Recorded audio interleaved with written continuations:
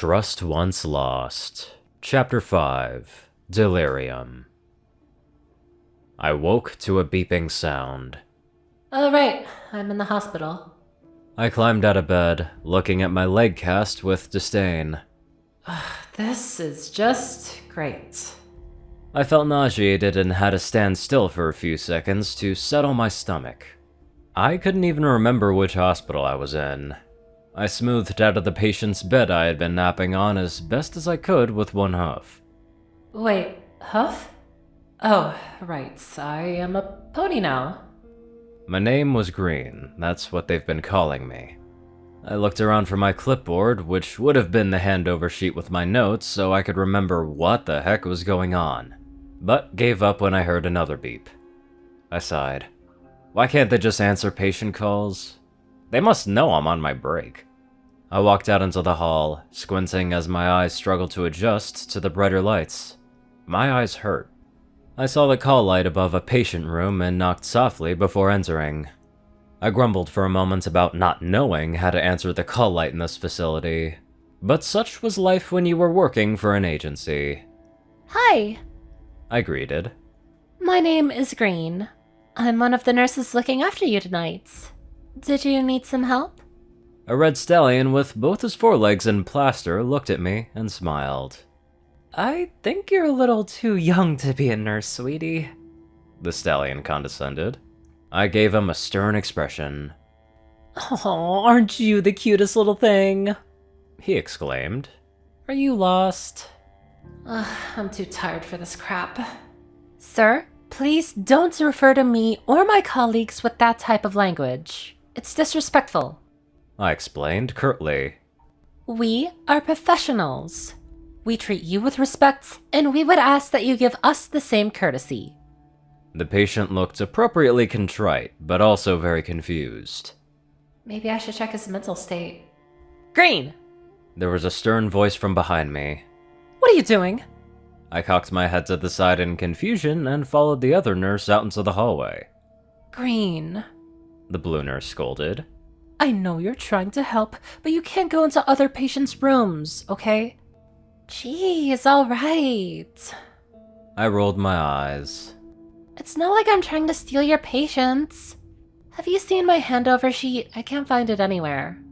The pink Pegasus at the nurse's station covered her mouth with a wing before bursting into a fit of giggles. Oh, Celestia! She exclaimed. That's so adorable. Please don't encourage her.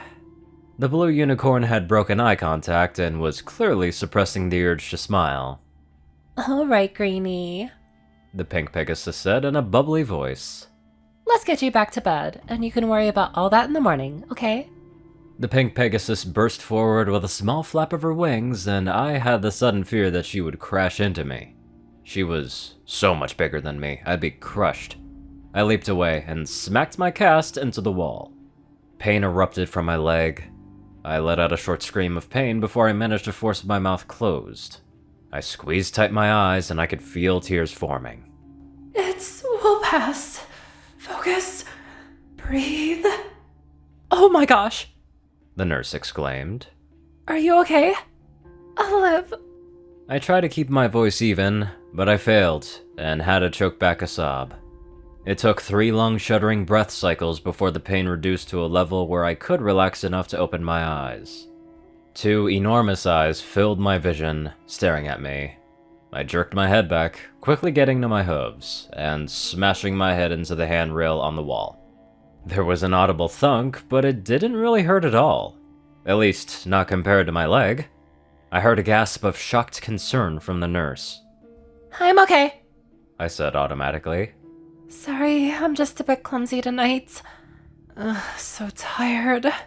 Can you watch my patients for a moment while I get some coffee? The world was tinted blue, and she gently lifted me into the air. It didn't feel like I was falling, or being lifted by anything. I was more like floating in pleasantly warm but fizzy water.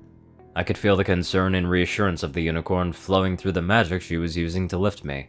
When she tucked me into bed, I could barely keep my eyes open. I'm just gonna rest my eyes for a moment. I mumbled. Wake me if anything happens, okay?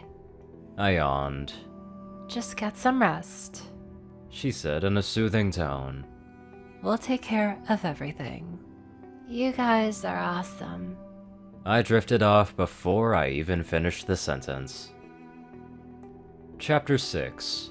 The Hoof That Feeds You. I could hear a commotion the moment I came onto the ward. I dropped my bag against the wall and walked straight towards it.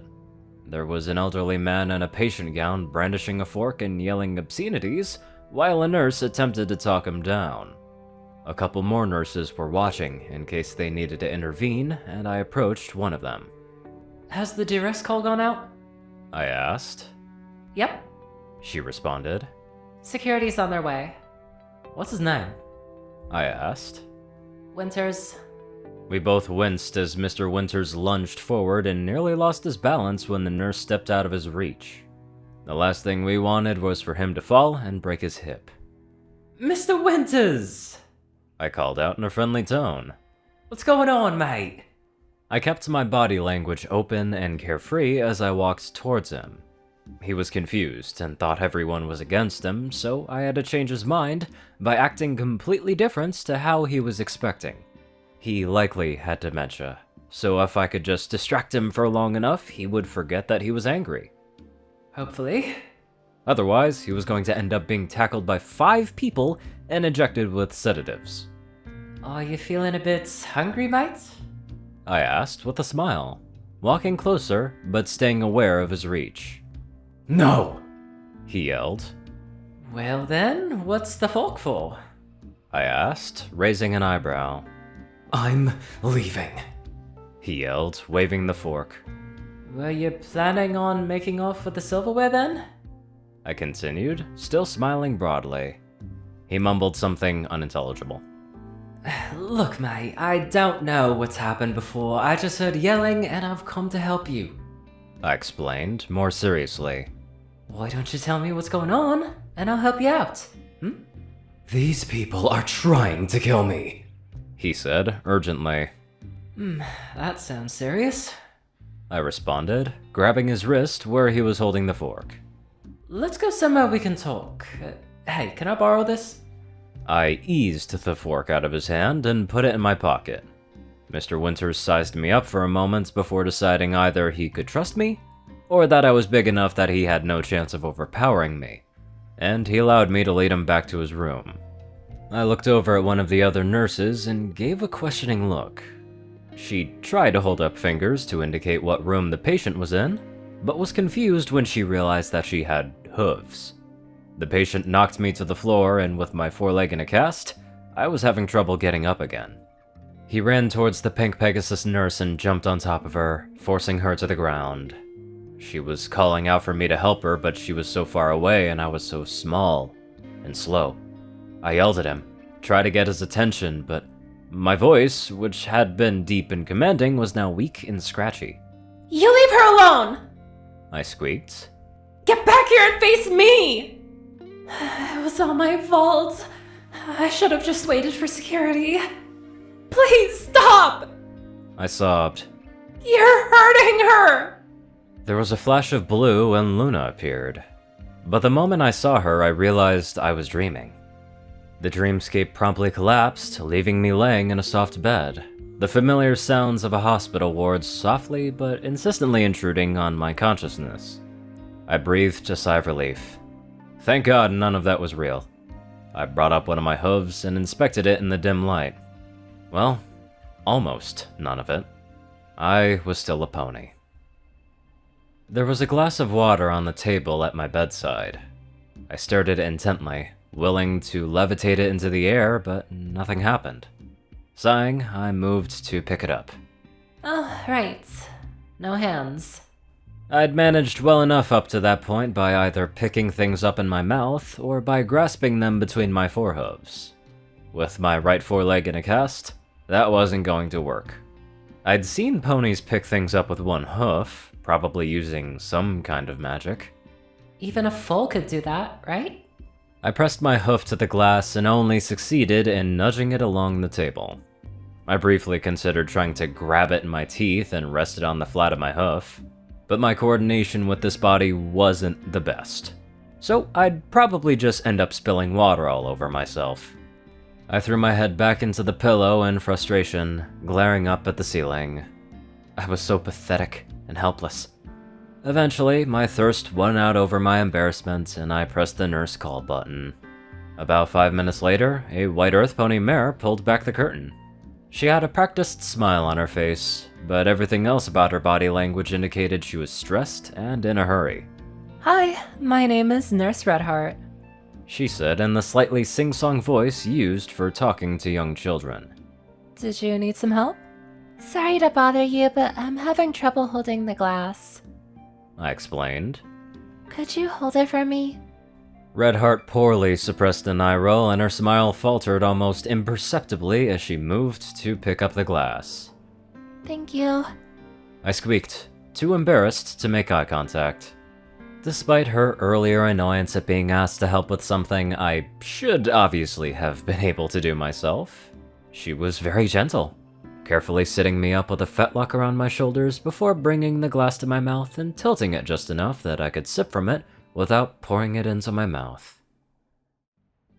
I wonder if they have free healthcare in Equestria. Probably.